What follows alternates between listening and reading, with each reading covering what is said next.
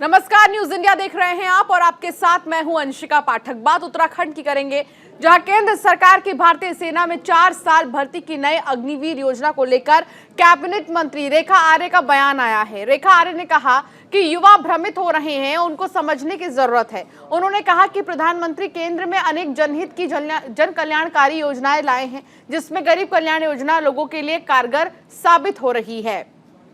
तो रेखा आर्य का बयान आया है अग्निपथ स्कीम को लेकर और उन्होंने कहा कि ये जन कल्याणकारी योजना है।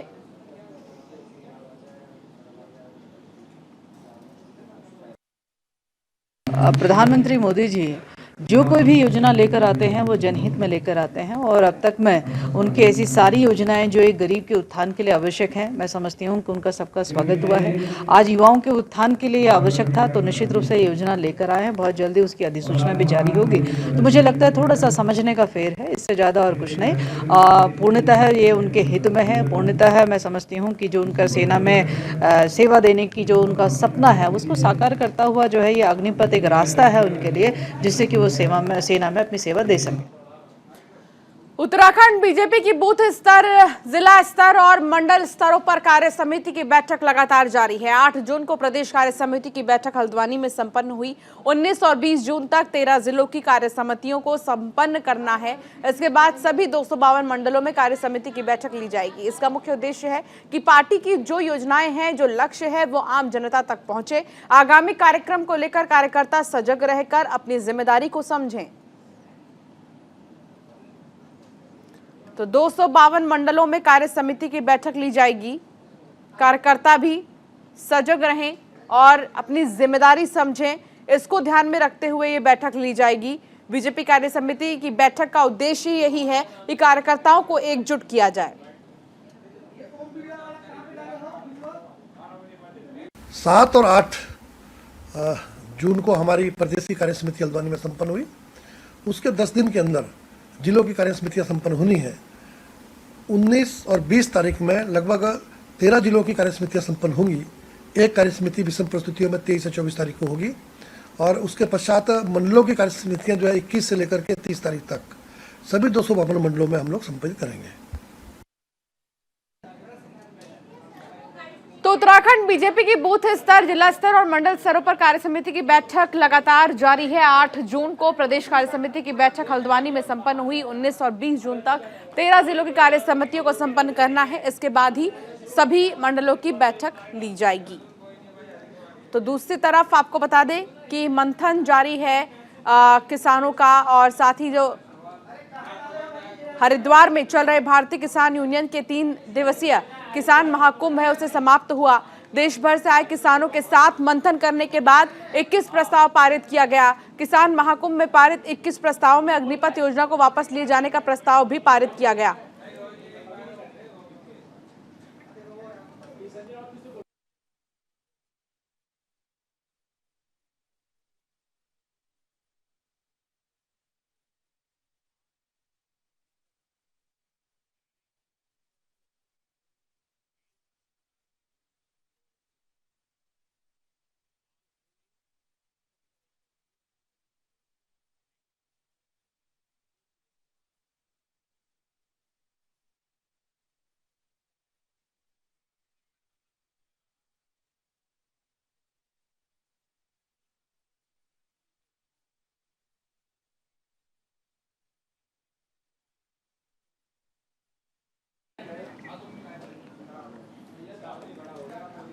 तो भाकियू का 3 दिवसीय महाकुंभ खत्म हो गया है। युवाओं से हिंसक प्रदर्शन करने से बचने की भी इसमें अपील की गई है।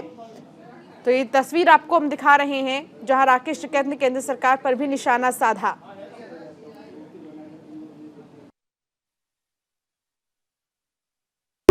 जो आदिवासी लोग हैं, जल जंगल जमीन कैसे बचेगी तो आदिवासी से बेहतर कोई नहीं जानता। उनके जो हित हैं उनको भी सुरक्षित रखा जाए, ये सारी चीज़ें। 10 साल पुराना ट्रैक्टर ये तोड़ रहे हैं, 10 साल पुरानी गाड़ियाँ ये किलोमीटर के आधार पे हो, नहीं कि साल के आधार पे। ये सारे बहुत से प्रस्ताव हैं। किस प्रस्ताव हमारे पहाड़ी राज्यों में भी ये है कि इनको हिल स्टेट होने के नाते इनको हिल सब्सिडी दी जाए, इनको ट्रांसपोर्ट सब्सिडी जो ये फसल पैदा करते हैं पहाड़ से नीचे वो कर जाए, जो भूमि अधिग्रहण होती है किसान की उसको पारदर्शित करा जाए। संजय पुंडिर हमारे सहयोगी हमारे साथ जुड़ गए हैं। संजय, जो किसानों का महाकुंभ था, किसान जहां इकट्ठा हुए, अब वो खत्म हो चुका है, जो 3 दिवसीय था। हालांकि इसका उद्देश्य क्या था और अग्निपथ स्कीम को लेकर भी इसमें निशाना साधा गया केंद्र सरकार पर। देखिए अंशिका, देश भर में ही लगातार किसान अपनी मांगों को लेकर लगातार धरने प्रदर्शन कर रहे हैं, तमाम तरह के सम्मेलन कर रहे हैं। तो धनमगरी हरिद्वार में भी यहाँ एक किसान महाकुंभ सम्मेलन का आयोजन किया गया, जिसमें देश के कोने कोने से किसान नेता पहुंचे। हालांकि यहाँ पर नेता राष्ट्रीय टिकट भी पहुंचे थे। इसको लेकर तमाम इनकी मांगे हैं और यहाँ इस सम्मेलन में किस प्रस्ताव पर मोहर लगी है। इसमें सबसे पहले जिस तरह से अग्निपथ योजना केंद्र सरकार ने लागू की है, तो इसमें वापस करने की मांग कही है।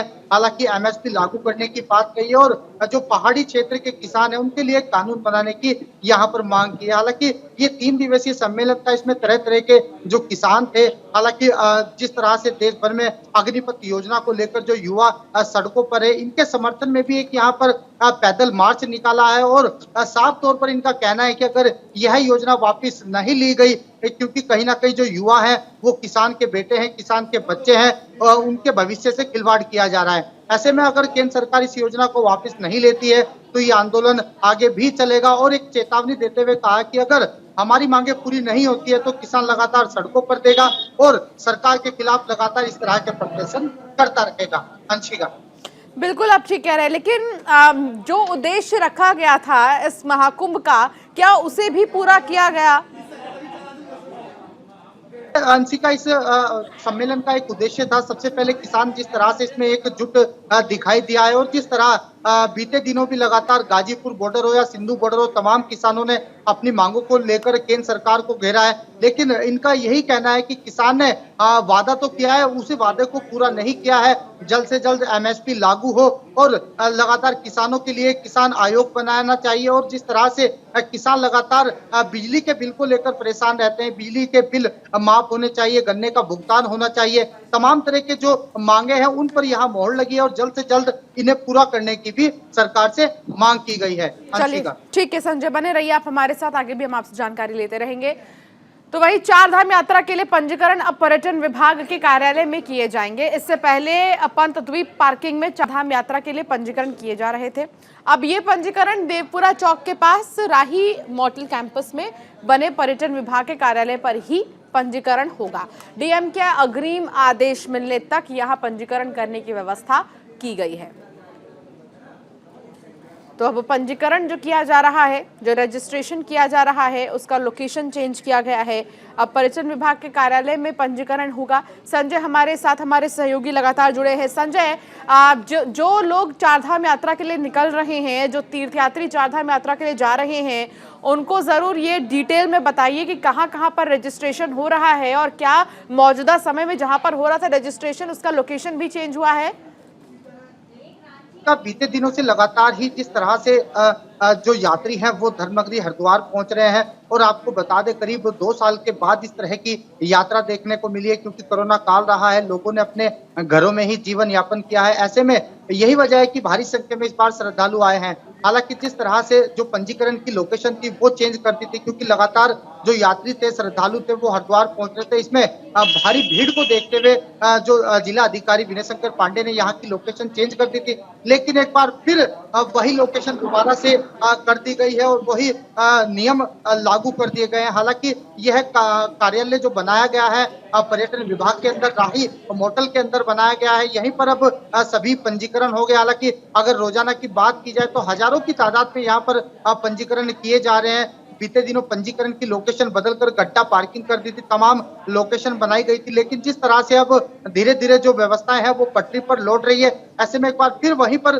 पंजीकरण की व्यवस्थाएं हैं शुरू की। हालांकि जो यात्री हैं वो अपनी बारी आने का इंतजार कर रहे हैं। भीड़ तो देखी जा रही है, लेकिन अब प्रशासन द्वारा, पर्यटन विभाग द्वारा यहाँ पर व्यवस्थाएं हैं वो पूरी तरह दुरुस्त कर दी गई है।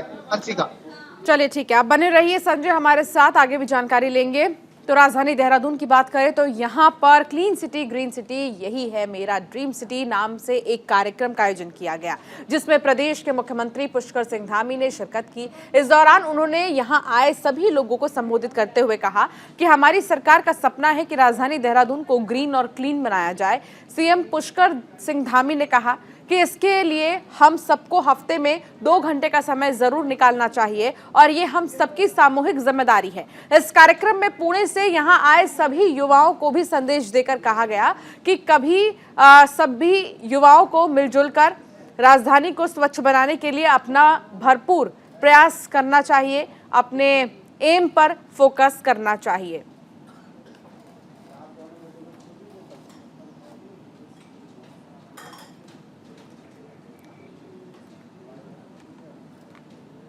आज नगर निगम देहरादून और हमारे अन्य जो दून डिफेंस टीमर्स हैं, हमारे यहाँ के जनप्रतिनिधि हैं, माननीय विधायक जी, खजानदास जी और नगर निगम के सभी हमारे लोगों ने और जो हमारे नौनिहाल हैं, बच्चे हैं, इन सभी ने आगे आकर आज एक पहल की है, शुरू की है green city clean city Doon. और ये इन्होंने पूरा संकल्प आज यहाँ पर ले रहे हैं कि इसकी आज शुरुआत हुई है और पूरे देहरादून शहर को स्वच्छ बनाएंगे, जिससे कि पूरा Dehradun clean city green city के नाम से जाना जाए और एक आदर्श रूप में स्थापित। तो समाजवादी पार्टी के प्रवक्ता प्रोफेसर भुवन जोशी भास्कर हरिद्वार दौरे पर हैं। अग्निपथ योजना को लेकर युवाओं के साथ विश्वासघात बताते हुए कहा कि बीजेपी सरकार किसानों के लिए बनाए गए कृषि कानून की वापसी के बाद आगे नहीं बढ़ी है। उन्होंने कहा कि बीजेपी चुनाव के दौरान बड़ी घोषणा करती तो है लेकिन उसे कभी पूरा नहीं करती। बीजेपी सरकार हठ धर्मिता की सरकार है जो हर वर्ग को छलने का काम करती चली आ रही है।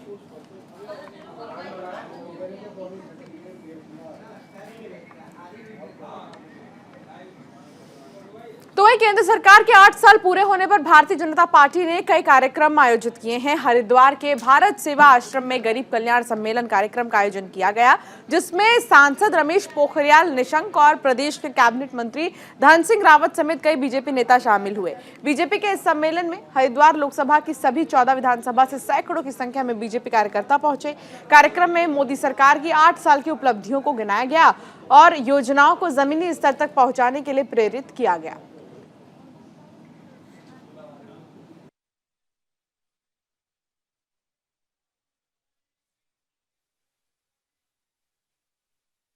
मोदी सरकार के 8 साल पूरे होने पे एक सुशासन गरीब कल्याण का कार्यक्रम आयोजित किया गया और उसमें हमारे लोकप्रिय माननीय सांसद जी, हमारे सभी विधायक और जितने लाभार्थी थे उनको आज यहाँ पे पार्टी के द्वारा बुलाया गया था और भव्य कार्यक्रम हुआ। और मैं कह सकता हूँ कि आज़ाद भारत में जितना काम हमारे प्रधानमंत्री जी ने गरीबों के लिए किया है, आज तक के इतिहास में कभी नहीं हुआ है और पूरे गरीब लोग प्रधानमंत्री जी के साथ खड़े हैं। ये सम्मेलन आज ऐतिहासिक सम्मेलन हुआ है और पूरी 14 विधानसभाओं के यहाँ पर प्रमुख लोग थे और लाभार्थी लोग आए हैं। मैं समझता हूँ कि देश की आज़ादी के बाद ये पहला अवसर है जब किसी प्रधानमंत्री के नेतृत्व में गरीबों के कल्याण का रिकॉर्ड टूटा है। ये उत्तराखंड एक मॉडल स्टेट कैसे हो सकता है। जैसे अभी मंत्री जी ने भी बहुत सारी योजनाओं को हमारे सामने अवगत कराया है कि शिक्षा में क्या है, चिकित्सा में क्या है और किसानों को कितना लाभ मिल रहा है। संजय पुंडेर हमारे साथ लगातार हमारे सहयोगी जुड़े हैं। संजय, 8 साल सरकार के बेमिसाल रहे हैं और ऐसे में कुछ सम्मेलनों का आयोजन किया गया उत्तराखंड में। हालांकि इन सम्मेलन के जरिए ये बताने की कोशिश थी कि जो सरकारी योजनाएं हैं वो कितनी लाभदायी हैं जनता के लिए, और क्या खास रहा इस कार्यक्रम में?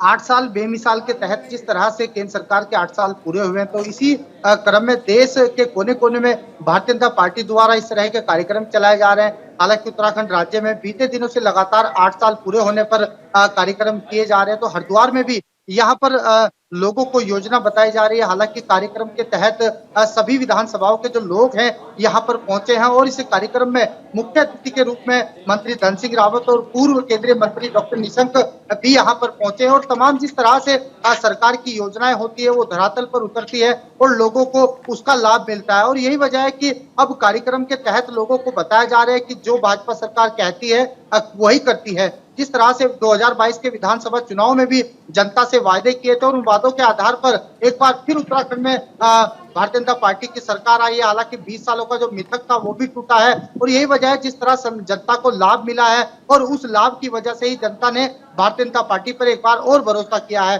और आप देख रहे हैं कार्यक्रम में जो कार्यकर्ता पहुंचे हैं, स्थानीय लोग पहुंचे हैं, वो काफी उत्साहित है और यहाँ पर जो केंद्र सरकार की योजना है, राज्य सरकार की योजना है, उन्हें बताया जा रहा है और उन्हें जमीनी स्तर पर उतारा जा रहा है। अंशिका, चलिए ठीक है, लेकिन इन सब के बीच क्योंकि देखिए 8 साल में कई सारी ऐसी योजनाएं लाई गई हैं जो जनता के हित के लिए रही हैं, लेकिन सबसे ज़्यादा जो फायदा है वो जनता ने गरीब कल्याण योजना से भी उठाया है। और ऐसे में संदेश भी यही देने की कोशिश थी इस सम्मेलन के जरिए कि इन योजनाओं का फायदा आप ज़रूर उठाएं।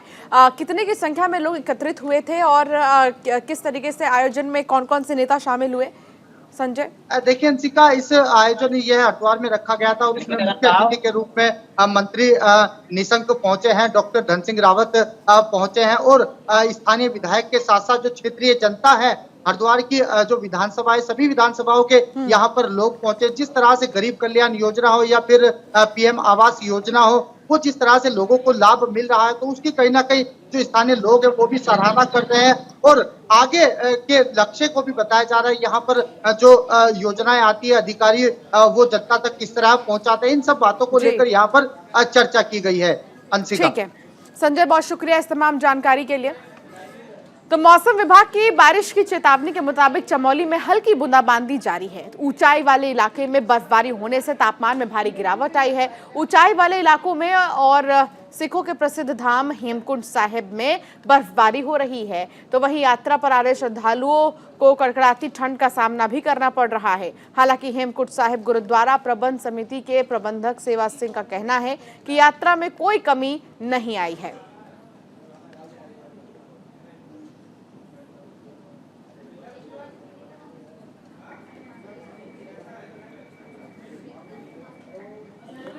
तो धर्म नगरी हरिद्वार में अस्थायी रजिस्ट्रेशन पर कई अस्पताल चल रहे हैं। हरिद्वार के जिलाधिकारी के निर्देश के बाद 2010 के नियम अनुसार किसी भी अस्पताल को नया प्रमाण पत्र नहीं दिया जाएगा।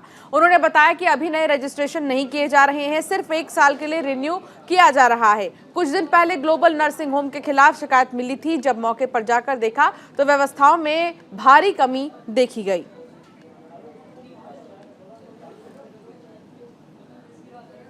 क्लिनिकल सर्टिफिकेट जो एक्ट है उसके अध्यक्ष हमारे माननीय जिलाधिकारी महोदय होते हैं और भारत सरकार का एक नियम है 2010 का, जिसके तहत ये हुआ है कि अभी इन लोगों को किसी को भी प्रमाण नहीं दिया जाएगा। उसमें चूँकि बहुत इफ एंड बट्स हैं, उसमें क्लाउजेज हैं कि उनका फायर का होना चाहिए, पॉल्यूशन का होना चाहिए, तो अभी उसका स्पष्ट गाइडलाइन नहीं आया है। तो अभी हम लोग केवल 1 साल के लिए जो टेम्प्रेरी रजिस्ट्रेशन होता है वो दिया जा रहा है। जिनका फीस दे रहे हैं या जो जिनका पेपर सबमिट हो चुका है उनको दिया जा रहा है। हरिद्वार के शहरी और ग्रामीण नशा कारोबारियों के खिलाफ प्रशासन ने अभियान चलाया है। पुलिस को एक युवक के पास से नशीले इंजेक्शंस की खेप बरामद हुई है। पुलिस नशीला पदार्थ बरामद कर आरोपी को गिरफ्तार कर जेल भेज दिया है। तस्कर के खिलाफ कई धाराओं में मामला दर्ज भी किया गया है। फिलहाल पुलिस तस्कर से पूछताछ भी कर रही है। तो पुलिस को बड़ी कामयाबी यहाँ हाथ लगी है, जहां इस पूरे मामले की छानबीन में अभी भी जुटी हुई है पुलिस की, जिसे गिरफ्तार किया गया है उसके तार कहां पर जुड़े हैं और इसी के साथ लगातार शिकंजा कसा जा रहा है। फिलहाल इस बुलेटिन में इतना ही। आप बने रहिए न्यूज़ इंडिया के साथ। नमस्कार।